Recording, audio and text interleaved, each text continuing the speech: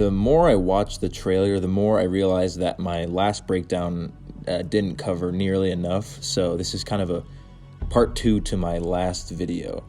Something that I didn't talk about in my last breakdown was this scarf that we see Chani wearing in a lot of the scenes. From the book, this is known as a Nizoni scarf, something that married Fremen women would wear after giving birth to a son. So this all but confirms that we will get to see the tragic story of Paul and Chani's first child, Leto the First in the movie. And that really excites me because it will add so much weight to the story and give the audience even more reason to feel bad for the Fremen and Chani. This could also be why we hear Paul say, "This world is beyond cruelty." Chani is also wearing the Nizoni scarf during what seems like the final battle, maybe as a reminder of what they took from her and a way to inspire herself during the fight.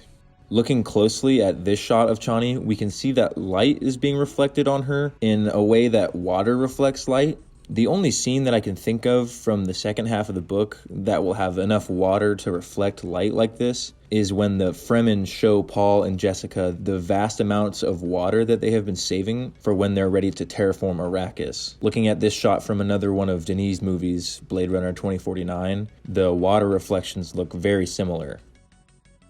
This observation I made is more of just a fun coincidence, I think, but this stick on Paul's back looks exactly like the storyboard that Denis and his friend Nicholas made when they were kids. I just think that would be really fun if Denis got to bring those exact shots to life 40 years later. And that really speaks to Denis, that quote of Denis talking about how I made this movie for one audience member, which is me.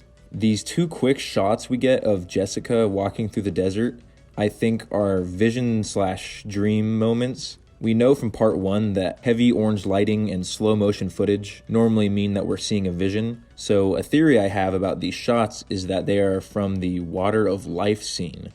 My theory is that we'll get a scene that feels like this moment from Infinity War, where 2 characters have a conversation in a dreamlike out-of-world experience, and this may be the way that they visually choose to portray the changing of the water and the shared experiences between Jessica, Romalo, and Aaliyah.